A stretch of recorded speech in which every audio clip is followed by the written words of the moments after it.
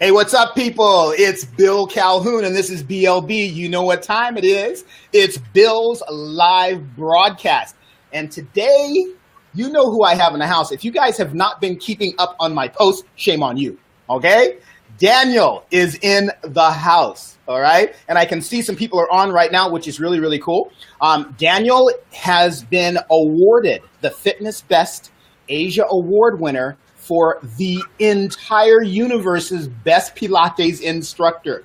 This dude is gonna rock. But you know what's so cool is he's done so many other things. You're gonna love what's going on. So before we get into that, everyone who's chiming in right now, you should be eating your lunch, sit down, sit back, turn on your phones, turn on your desktop, tell the boss to go get lost because you're not gonna wanna miss this, okay? Now, a couple of things I want you to do is I want you to please share, and follow us because every week we're going to have on individuals like Daniel Chen, okay? So, and we're always going to be giving out to the world. That's what this is all about. It's not about taking, it's about giving to you the people that you have nominated to be your leaders. And Daniel is one of them. And we're going to be calling him DC, just like last week. I used with Jason with JC, okay? I'm going to acronym the crap out of everybody, okay? Not to be confused with DC Comics because he's a straight up serious guy. So we're going to bring him on in right now, coming at you, all right? So here we go. How you doing, DC? What's up, man? Hi Bill. Hi, everybody. Isn't that cool? Everyone, take a look. Okay, first of all, we didn't have this memo where we're both wearing yellow colored shirts.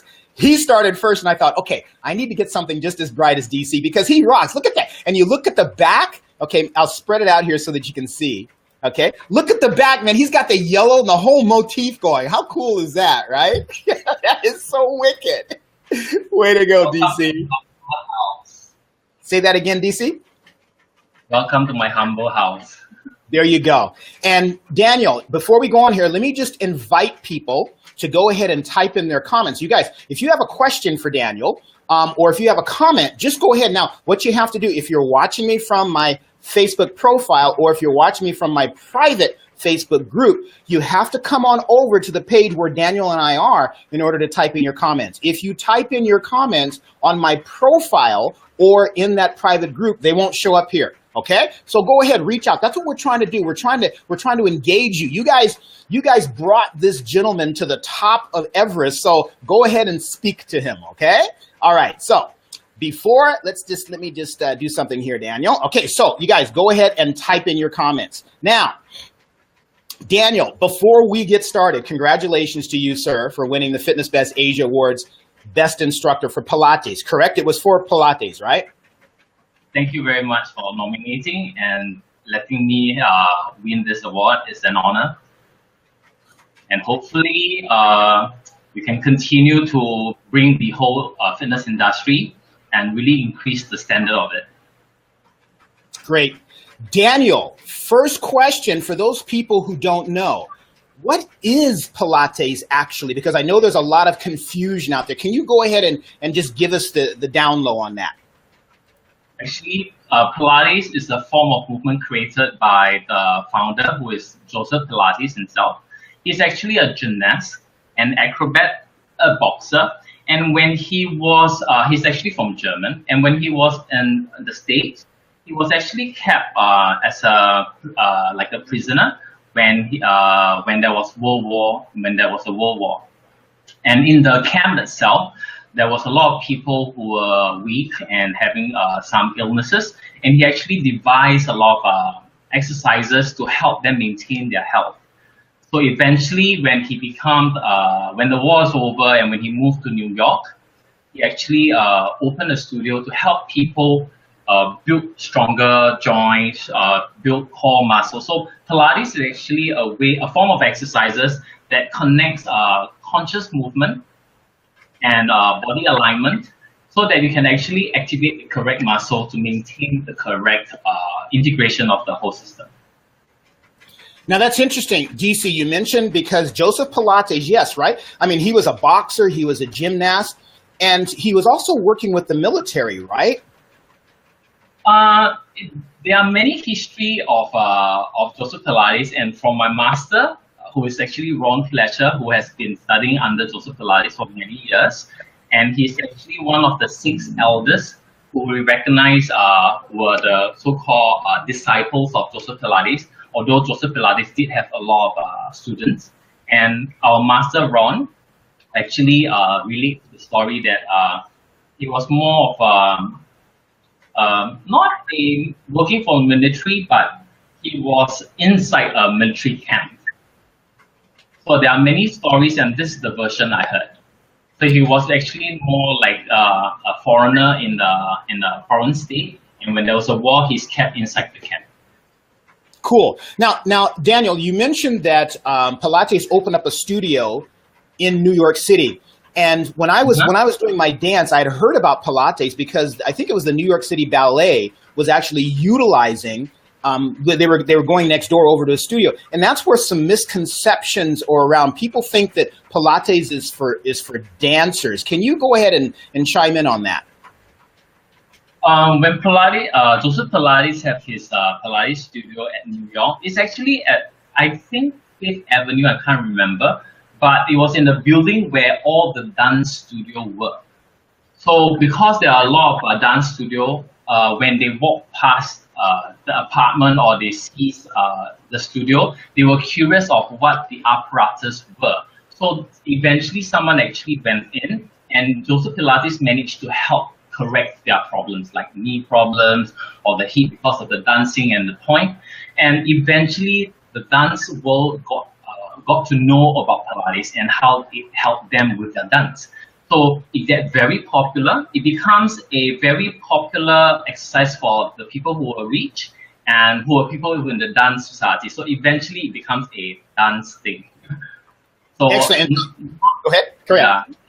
Not a lot of people who are outside the dance world are aware of Pilates until recently, like maybe 30, 50 years ago. Excellent. And folks, for those of you who are just ringing in right now, we want you to share. This is Bill's live broadcast, BLB. We have Daniel Chan, otherwise known as DC, okay, in the house. And we're going to be finding out about Pilates, why he got nominated for Fitness Best Asia Awards in Asia, and a lot of other things. And then we're going to the second half, so you want to stick around. We're going to find out about Daniel the person. We're going to find out what makes and motivates him to do the things that he does in order to bring his message to you guys, the world. Okay, so Daniel, let's get back to Pilates now. How did you feel when you were nominated for Fitness Best Asia Awards? Well, happy this one. But I always feel that there are a lot of teachers out there in the world, Pilates teachers, who would have been a better winner because they are my teachers. They are the people who inspired me to become a better teacher.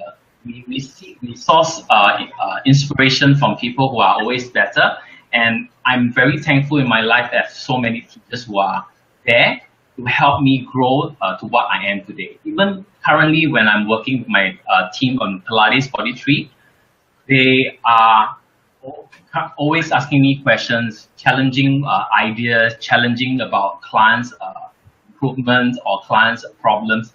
And it actually spurs me to think further or hopefully become a better teacher for them so that they can teach their clients better. And because of that, I'm not only learning from my teachers, I'm also learning from our team, my colleagues, and even from my clients. So I think they are better winners than me because they have taught me and let me become where I am today. Well, you know, that's cool and all that you think that there are better winners than you, but they didn't win. You did.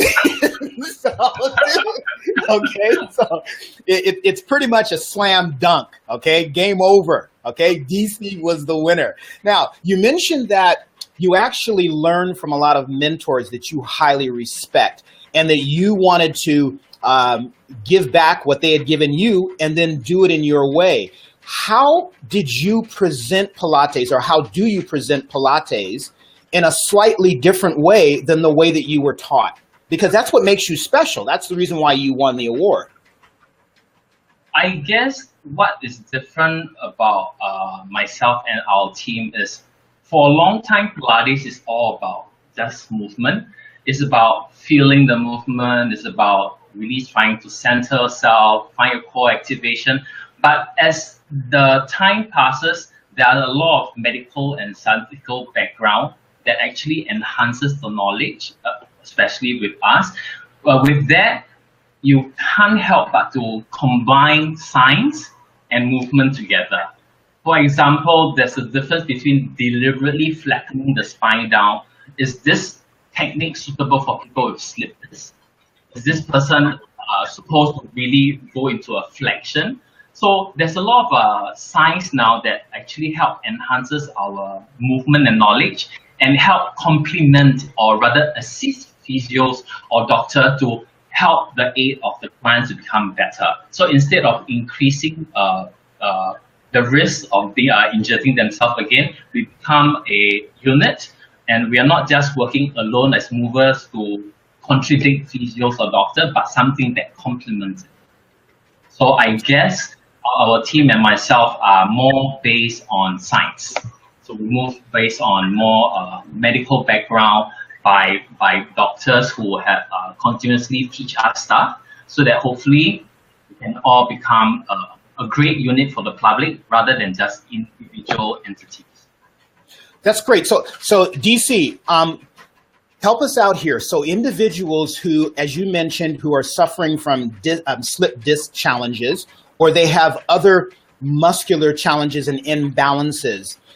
So this makes you different in the way that you guys are approaching, because you guys are actually you're actually adopting the science, whereas some other individuals may adopt the fad element. And that's really cool. So folks, you have to understand here, the reason why Fitness Best Asia Awards nominated these individuals and then selected them as winners, like DC, was because they took their craft, they took their art, they took their science to the next level. They're not about fads, they're not about themselves, they're about helping individuals. And DC, I think that's really cool. So help us out here. What types of individuals would you encourage to come to your studio in order to go under your team's Pilates therapy classes and this type of thing? What type of, for example, if there's people that are injured, if we're talking about the elderly, what type of individual would you encourage to come into your institute? Actually, I would say anyone, because a lot of time people think Pilates is for the injured, for someone who is experiencing pain.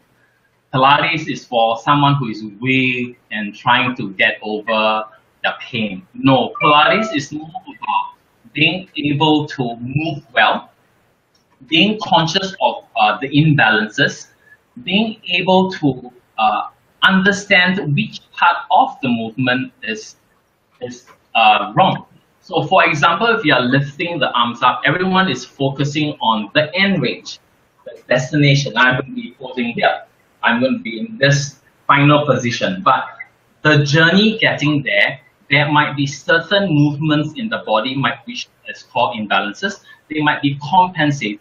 So for example, if I lift my arm up, because of the tightness in my pec, I might be struggling too much, and it rolls the shoulder blade forward. It's more about trying to find all the bad habits in movement. So for someone who is experiencing pain, they might have pain because of the muscle imbalance, and because of that, they are creating a lot of hypertonic muscles to help brace that weak joint. For an athlete who is trying to improve his long distance running, but because his arch might be weak and they are compensating, collapsing their arch that turns or spirals the tibia, it might be causing pain into their knee. So we do not just advertise or promote Pilates to people who are injured, but for people who are trying to improve their sports performance actually. So Pilates is actually for anyone, because it's all about quality movement versus the quantity of movement. Got it. And so would it be right to say, DC, that you would custom design whatever program or help a person decide on which class they were going to attend, whether or not they be an average individual, the non-athlete, and the athlete at the same time? You help them decide and you design specifically for that particular person or their particular challenge. Is that correct? Correct. So usually when there's a new client, all clients have to go through what we call a mobility fitness test. So when we say mobility fitness, it's different from flexibility. Flexibility is something where you could stretch at the end of the joint passively without any load. But when you are contracting certain muscles, you might not have that range to go because your muscles are at work. So mobility is strength plus flexibility. So we test them on certain exercises to see what are their pathologies, where they are cheating from certain movements, and from that we will recommend whether they do private sessions one-to-one or attend the group class. What's special about the group class, we divide the group class not in types of apparatus, but mostly types of function. So we have the classical mat work. We also have the stretch and release work for hypertonic muscles. So if your muscles are hypertonic, which means overactive, no matter how you stretch, it won't lengthen because the muscle fibers are actually chains. They are muscle chains. So part of the chain might be tight. So no matter when you stretch the two ends, that certain section of the chain might not be letting go. So you have to do the stretch and release. So this class aims for people to have hypertonic from a sedentary lifestyle or from overuse. Then next, we also have stability work, which is either on the small ball or the roller, to challenge their core strength, to stabilize the pelvis and spine, especially for people with SI joint problem or spine instability problem, to really activate their core. And then we also have classes that challenges spinal articulation, which is more barrel or classically known as spine corrector.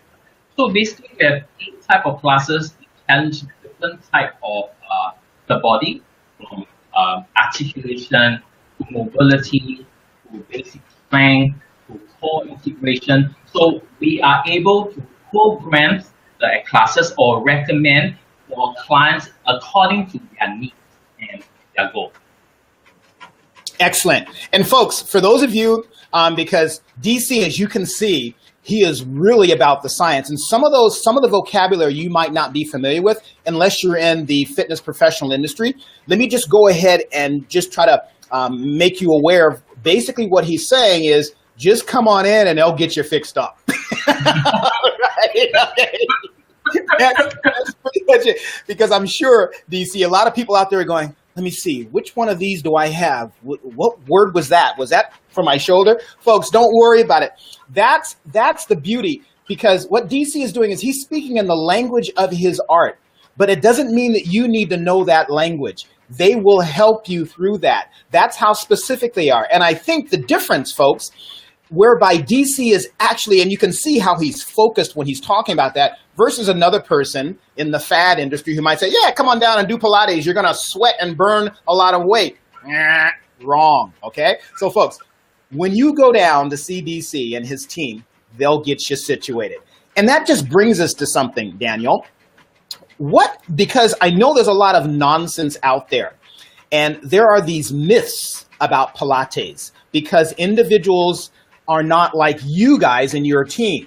And what I did was I have about 5 myths here, and I'd love to get your comments on them if you could, okay? All right.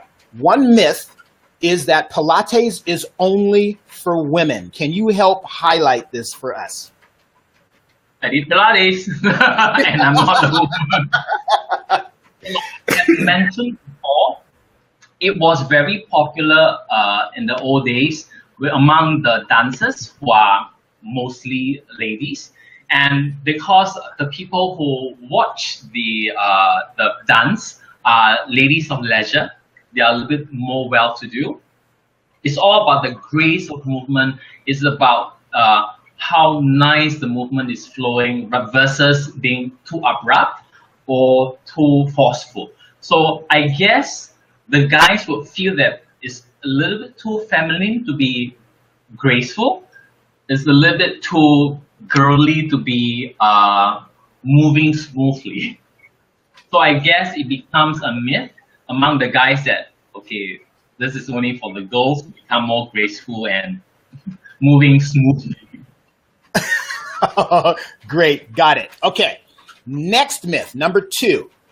I've got these written down on my desktop here, so I'm referring to that. A lot of people think that yoga and Pilates are the same. Can you help educate us on that? If you are talking about the movement itself, a human has a spine, 2 arms, and 2 legs. There's basically that few movement you could do. Might be identical actions or movement, but primarily I would think both are different in terms of emphasis or in terms of the idea of movement. In yoga itself, it's so great because it's been thousands of years. It's all about creating length, about creating mobility, about creating flexibility and sound mind. But Pilates is not against or very different from it, but the only difference I myself think is the journey. For me, I think yoga is the destination where everyone is at the end post. I'm going to get there.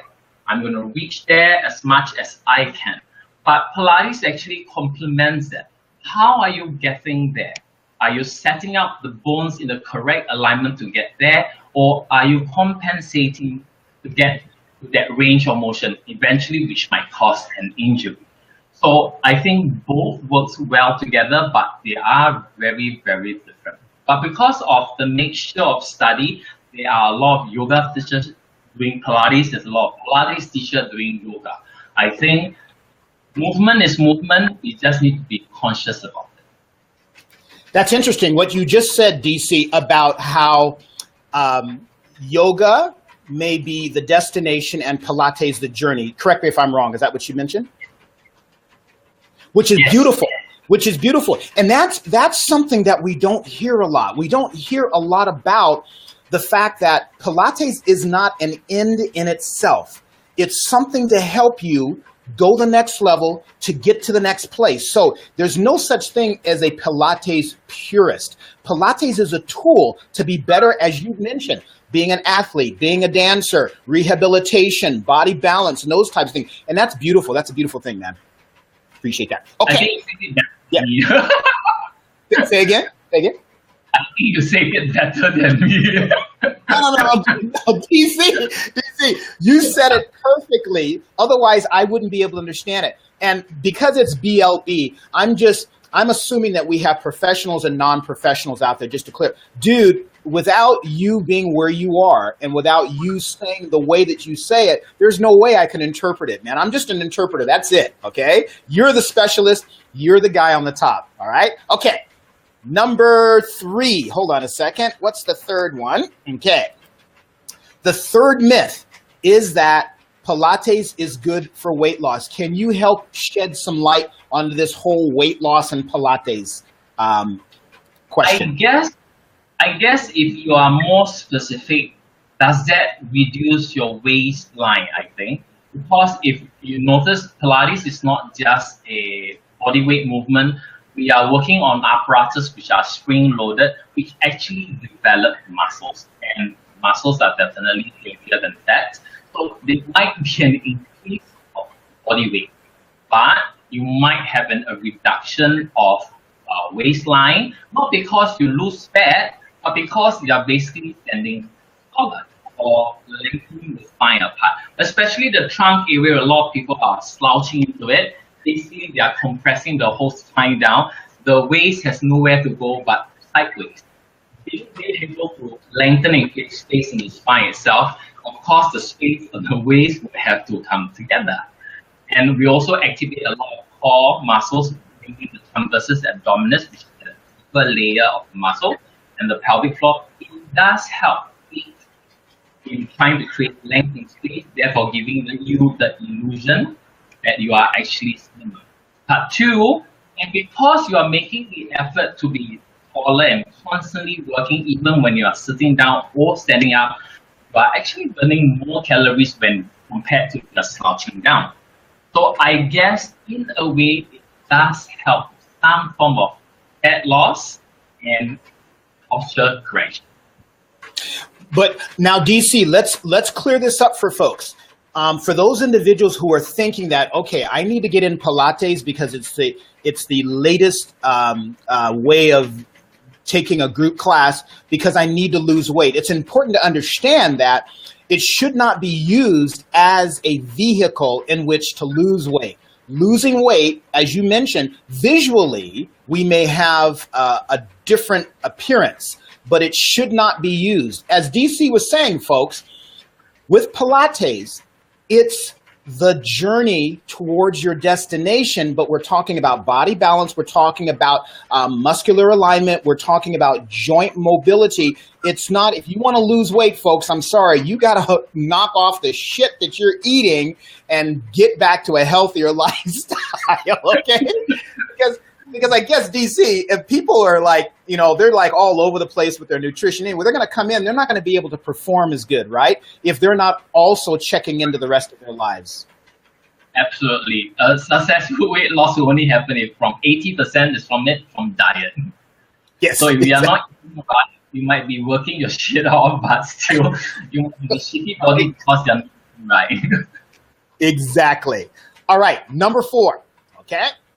You must be flexible. People think that they've got to be like, Gumby or some of those dancers in order to take Pilates. Help us out of this one.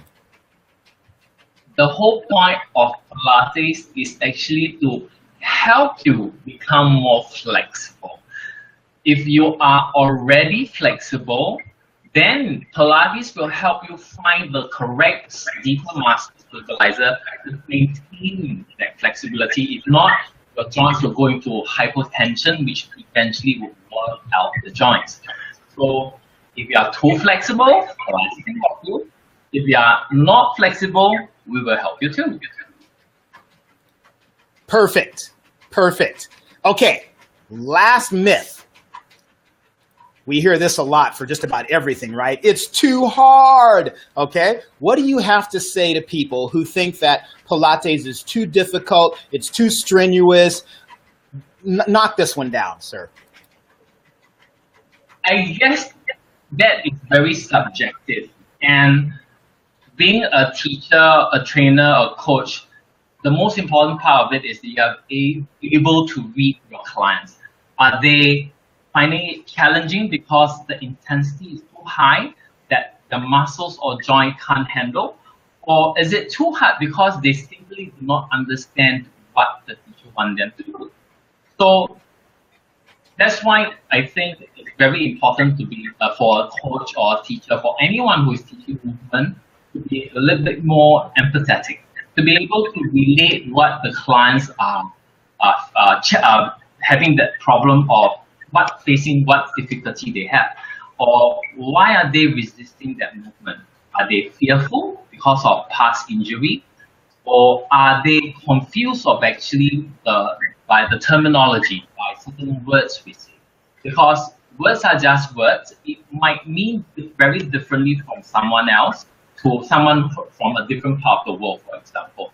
Like, for example, if I tell someone to scoop, they might be doing something else, but they are thinking of ice cream instead of doing a posterior pelvic tilt.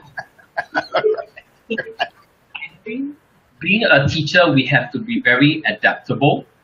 We have to always kind of become more creative and really find ways to communicate with our clients. And I believe because of my teacher, they are able to inspire because they are not stuck in a fixed skill. The skill I'm going to use for every single client.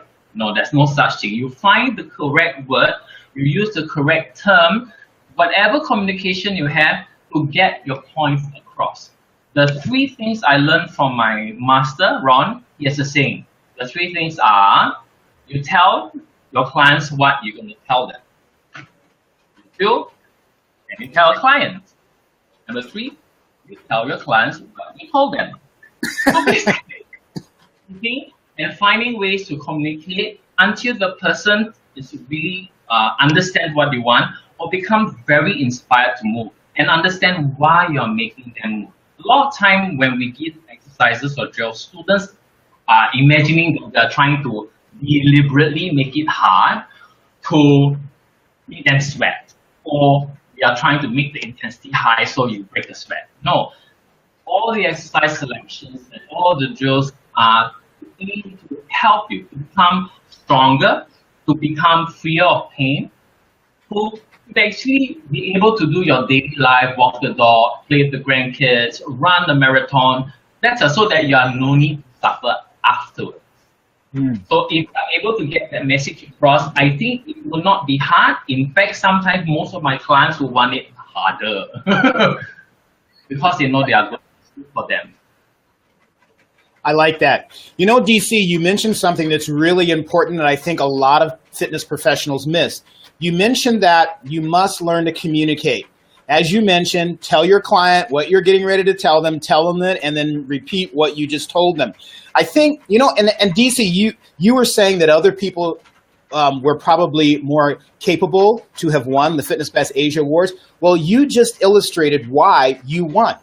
Because your emphasis is to communicate to individuals. It's not to kill them. It's not to prove how you're the best. It's to communicate. And I think from just what you said, if there are other fitness professionals listening in, as instructors, as teachers, as lecturers, your lesson is very, very important. And that is to always listen and understand what the consumer wants, and then provide the way, or as you mentioned earlier, provide that journey for them. Because at the end of the day, right, DC, when we start off on any journey, we're all lost. We're not teachers, we're not instructors, we're not gurus, we're all lost.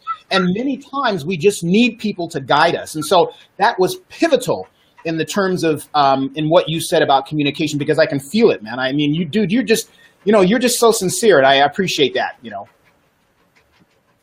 Thank you. Now, DC, let's talk a little bit about you now. You started off as a graduate in mechanical engineering, right? Yes. Now, how did you get from graduating in mechanical engineering to the health and wellness industry? I mean, that's an incredible juxtaposition of what's going on here. Tell us a little bit about that. I guess because I grew up very sweet and always very weak. So when I finished my secondary school, and right after that, I want to change. I want to become stronger. So while I was waiting for my O-level result, I decided to do weight training, really bulk up, so that I could test my classmates when I go back to receive my result. And from that on, it forced me to become stronger and bigger. In my era, I was also big chest. So I guess fitness has been always with me, even when I'm studying mechanical engineering at Singapore Poly. So I guess I kind of seek certain ideas in what if I'm a trainer. So I always been helping my classmates to train too. So when after I did as an mechanical engineer, I can't stand I can't stand how 10 classes very quickly, sitting in front of the computer to understand the so I go crazy. When I was I actually thanked my auntie. She actually was into fitness too, so actually recommended that I take up fitness method course from sports counseling. So I did. DC, hold on just a second. Okay, so I don't think we quite got that. You said that your aunt was into. I'm sorry, what was that? My auntie, my father's sister. Your auntie was into fitness? She's not a fitness instructor. She was a fitness enthusiast. Okay. So it prompted me. Since I'm interested in fitness, I take up the instructor course. So I did. And sports counselor kind of opened the door, and I see how fun it was and how knowledgeable, because from inexperience in weight training myself, I already had certain forms of injury, and being able to understand better I could exercise better for myself, and also more importantly, I could help others. I'm not creating a danger to them. I'm not making them more injured. So I guess that spurs the idea. And all my life, I'm always very fortunate to meet the correct teacher. My first Pilates teacher was actually a member at the first fitness center I work at. So he likes the way I taught. So he decided, hey, try Pilates. Sure. So that's how I began my journey in Pilates. And slowly I learned to really help people get better. And of course, it opened my eyes to see what movement is really all about instead of trying to gain big muscle bulk. So, but let me ask you then, DC, you went into fitness, but you graduated in mechanical engineering. So, and I know it must not have been easy, right? You spent all of those years studying, and then you made the switch to fitness. The people around you, your family, were they there to support you? How did that challenge you when you made that switch? What did people say around you? I guess my dad especially, he's always very supportive, and he never gives up on idea, and he has so much faith in me that he wanted me to try, and he knows that this will make me happy, and I'm always thankful for my dad for supporting me all this time. So I guess my family is there too, and they are always very supportive. So even when my dad is not here now, my family is there. So when you made that switch, you had the support. But as we found out last week, there are some guests have had the challenge of being, especially in Asia, whereby their initial journey into fitness or things that are more fitness related or more arts related can be a bit tough for the family to understand. What would you tell people out there, people who want to actually take their own journey, but they're being badgered by their family or their friends who are saying, no, don't do it. How would you help them seek the courage that you had to get involved in whatever it is that they want? I think then they have to truly ask themselves, why are they getting into the fitness industry? Are they becoming trainers and movement teacher because they see the benefit of helping people? Do they feel really good in being able to assist someone in their problems? Or are you getting into the fitness industry to look better in the personal trainer outfit? So if this is truly their passion to help others, then I don't think even with a lot of negativity, they should follow their heart. But if they are only getting into the fitness industry because it's the in thing now is trendy, then they should listen to their parents and do something else. So I guess the only person who is stopping them from getting into the fitness industry is them. I love that. I love that.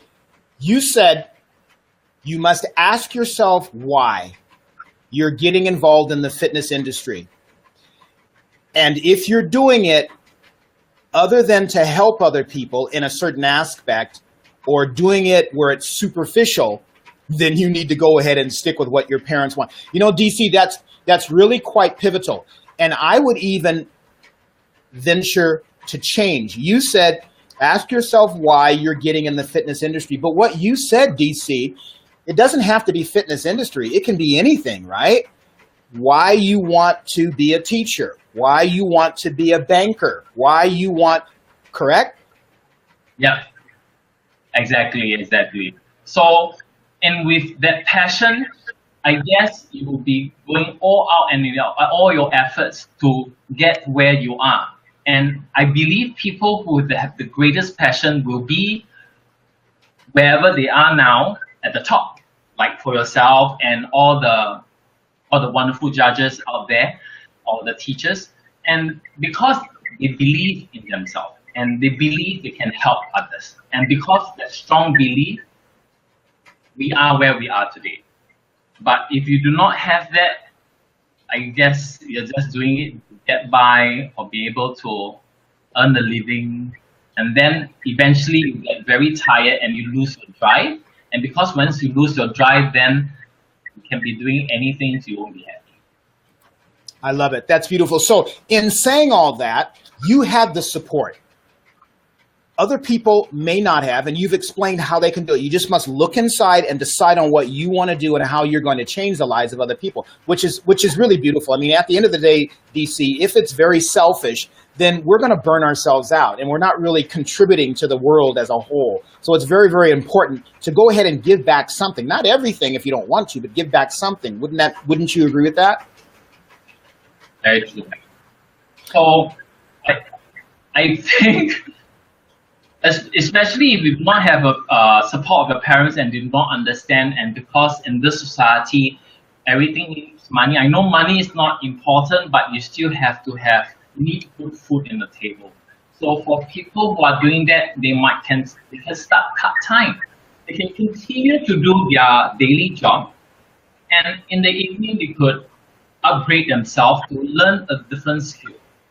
And from there, they might be helping friends or helping people who are actually against it. For example, if you want to become a yoga teacher and your parents are against it, and after you have graduated the yoga certification, you can teach them certain yoga exercises and see how it can help improve their life.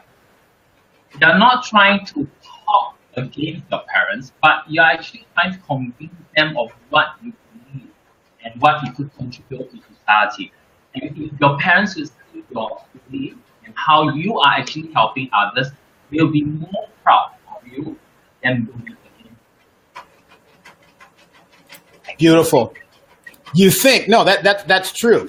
And I'm gonna make a little bit of a tight little commercial break again for you, DC. All right, and that is that, folks, Fitness Best Asia Awards Best Pilates Instructor is this man right here, DC, Daniel Chen. And what he just mentioned, and you can play this back if you're just coming on board, please listen to the replay, because what Daniel has just said in the last 10 minutes has nothing to do with Pilates and everything to do with life, everything to do with yourself. He is a Pilates leader, but he's also an individual that's leading in so many other ways. And Daniel, what was great about what you just said is that it goes beyond your studio. This has nothing to do with the reformer. This has nothing to do with the apparatus or the studio. This has everything to do with how you're seeing people and how you're seeing yourself. And that's the beauty of it. That's what's so incredible. And I think that's what everyone really appreciates, is that not only are they going to be coming to visit you to take your Pilates, but they're going to get life lessons as well, because that's your philosophy. And I just think that is just so cool. That is so cool. It's brilliant. Folks, where we are right now, we're at BLB, Bill's Live Broadcast, and we are talking to Daniel Chen, and I call him DC. Make sure you share this. If you're coming in on the replay, then just make sure you watch the whole thing, because it's absolutely fantastic. All right, Daniel, got another question for you, sir. Yes. What has been your biggest challenge, whether or not it was when you were going through school, whether or not it was when you made it into the fitness industry, whether or not it's something that you're going through right now? Help us out there. I guess my biggest challenge is to actually share my passion and my empathy, I guess, to meet other teachers or fellow movers, to be a little bit more empathetic between others. Certain clients are not, no clients would deliberately piss you off. No clients would deliberately not do an exercise just because they did not like it. Something might have caused the fear. They might be lazy, yes, but there might be other approach of inspiring them to learn better. If your client doesn't understand certain things or doesn't want to do it, it's not your client's problem. It's your problem. You are the teacher.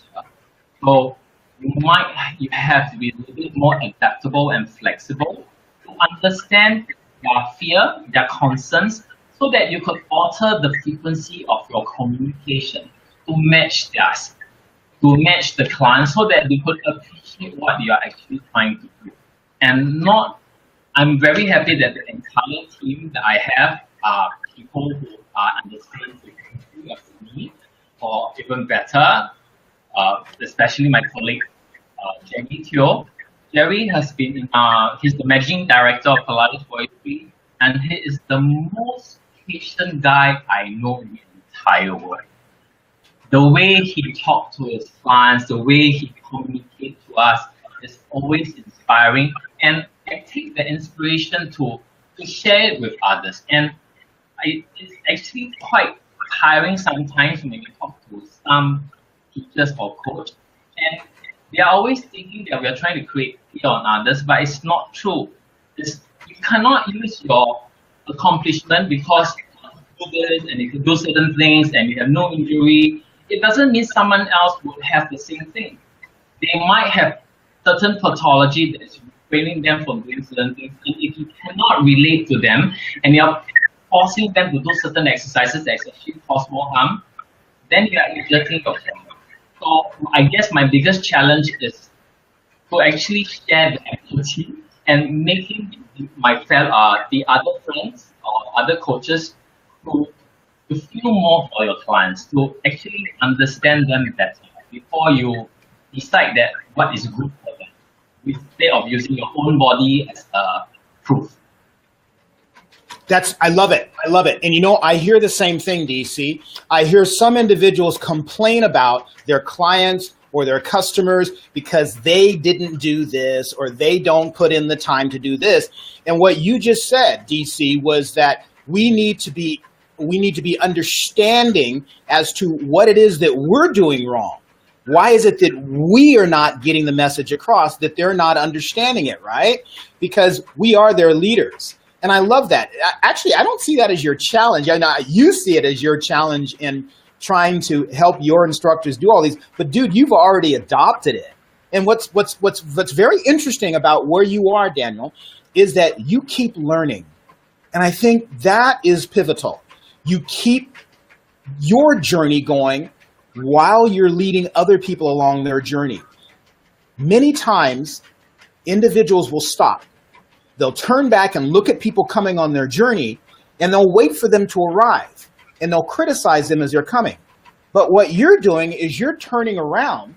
They're taking their journey. You're putting out your hand and going, follow me. I think that's beautiful, Daniel. I mean, that's not a challenge. That's who you are, and that's brilliant. So in that, what's your view on what's going on in the health and fitness industry, which is that you'd like to have people change or understand in terms of people who are teaching, people who are helping other people on their journey? What's one thing that you would like them, besides being empathetic, what's the one thing that you'd like to go, hey, you guys, you need to shut up and do this for the people out there? What would it be, Daniel? What would be your lesson to individuals like myself if we're professionals? The most important thing for the fitness compatriot or fellow movement teachers, I feel the most important thing is not to talk down other discipline. I would not say yoga is bad, because it's actually brilliant. And a lot of things are different. The methodologies are different. The principles are different. But a lot of time, the individual doesn't go and understand why are they doing certain things, why that pose, why are they moving from certain position. And because they do not understand, they put that down. They say it's not good. Listen to me. I'm right. I believe there is no right cue. I always tell my team, or we always share the idea that there is no best cue. There is no one cue. There's only the appropriate cue for the client you are teaching in front of you. And if the student is doing certain exercises, instead of putting them down that, okay, you shouldn't be doing yoga because you're overdoing it, they might not understand and why you said that. So instead of putting that down, you might want to help actually enhance it. So if you do it this way, the teacher might be saying certain things that you might have misinterpreted. Because again, it's an English language. And being able to interpret words into actions is very different. So I guess other movement teachers have to learn to be a little bit more compassionate. And if you put one discipline down, it will come back to bite you. Someone else will put more discipline down too. So if we are able to work together as a community to raise each other's knowledge and share this, I do not care what you call this. You can call it Pilates, you can call it yoga. It's just good movement. If we can work together like this, 10 brilliant minds working together, 10 brilliant teachers sharing their knowledge of what is good for their body, it will be awesome. And because everyone, some teachers out there are very secretive of their discipline. They are, this is mine, you can't use it. So it becomes a conflict. It conflicts basic human movement. You only have one spine, 2 arms and 2 legs. There's only this much movement you can do. No movement belongs to you. You have to share and understand that 2 minds might be thinking of the same thing. Someone else out there might have a good idea, identical to yours. So, and if we could work together, the whole industry will be so strong in this world. Go ahead, Daniel. I guess the other teachers need to, instead of put down other discipline, is to go and understand. Go study it. Go do a class or ask the teacher why this pose. Unless the teacher say, because I said so. Maybe that's not a good teacher. Yeah. So it's not so much about people, as you mentioned, when you hide this information, when you keep secrets, it just shows how you have these insecurities, right, as an instructor. Because at the end of the day, DC, this knowledge doesn't belong to any one person, right? It belongs to everybody. And so therefore we have to share. We are just vehicles in which to communicate this information, right? Yes, absolutely. So let me ask you then, Daniel, how has it changed since way back when? Are things better, the same, worse? What are things that have changed in terms of when you were coming up as to where they are right now? A lot. And I mentioned the medical society now, there's so much knowledge shared online. There's so much workshop being conducted by podiatrists, by physios, to share the knowledge with other movement teachers because they have faith in us to help assist them, help the clients. And because they started the ball rolling of sharing information, sharing knowledge, it has opened a whole new door of understanding the body movement or body better. So, and we just need to continue this tradition of sharing information in order for us to be a better service to the community. If not, we are just basically causing more harm. I love it, folks. And if you're just tuning in right now, and even if you're on the replay, listen to what DC just said. He said that what's happened now is people are sharing, and I think that's pivotal. We're sharing, we're growing the industry. The moment you start to keep secrets, you're not growing. All you're doing is building on your own ego, and that's not going to help other people. And it probably won't even help you at the end of the day either, which is brilliant. All right, folks, this is BLB. This is Bill's live broadcast. I'm here with Daniel Chen, and we've had him on for almost an hour now. We're getting ready to go ahead and let him go and eat his lunch and get on out of here. But before we do that, okay, Daniel, now I've never done this before, DC, but I'm going to do it to you. So you're going to be my first guinea pig. Don't worry about it. Don't worry. Just on the light side, okay, to get out of here. Now, here's what I have, and don't worry, it's got nothing to do with science, okay? I'm going to put this up here. Can you see these? No, okay, yeah. Okay, wait, okay. Crazy question. Okay, So here's what's going to happen. DC, I want you to pick crazy question number 1, crazy question number 2, or crazy question number 3. Just as a light side. 3. Okay. 3. All right, here you go. If you could bring anyone back from the dead, a dead person, back to life, who would it be? My dad. Your dad. Why? Interesting. Why would you do that?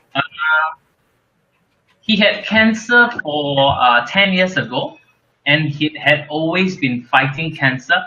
And even in the very last moment of his journey, he had never give up hope. And we grew up very poor. And even when we are poor, we are very happy because he was there to support us emotionally. And we were taught to not cry over spilled milk, but to get back up on your feet and become better or stronger. And I feel sometimes when he's not around, my pillar of strength is not there. So if I can, I'll get my dad back so that he can again become my pillar of strength to support what I do.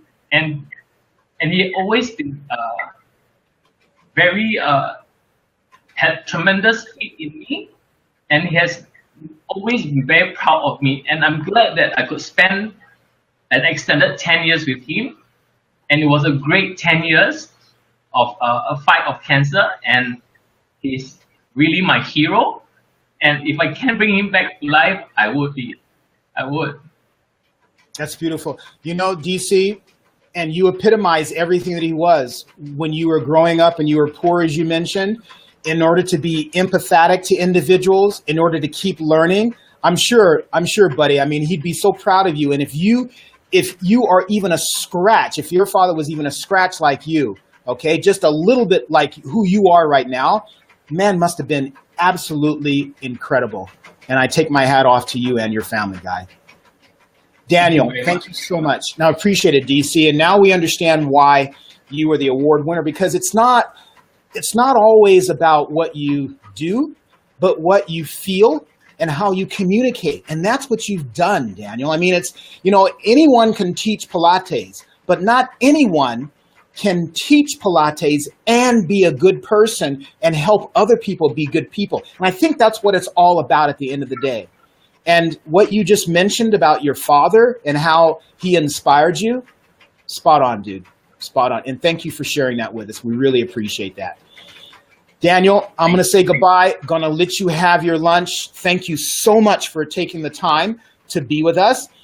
Before we do, Daniel, how can people reach out and get in touch with you? Where can they go? What not? What would you tell them? Basically, they can go online at our Facebook page at Pilates Body Tree, or they can email us at info@pilatesbodytree. And you also know that I actually also a co-founder of Body Tree GST, basically means gymnastics strength training.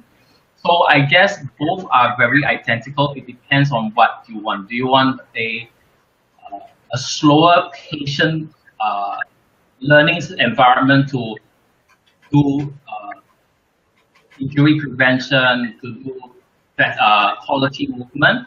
Or are you looking for something that is a little bit more challenging, like doing a little bit more gymnastic-based conditioning to challenge you or help in your sport?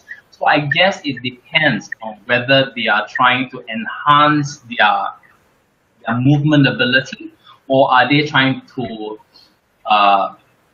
make their quality of movement more graceful. So there's the Pilates GST, also beg your pardon, Pilates Body Tree or Body Tree GST. So you can find our website or Great. Go to our Facebook.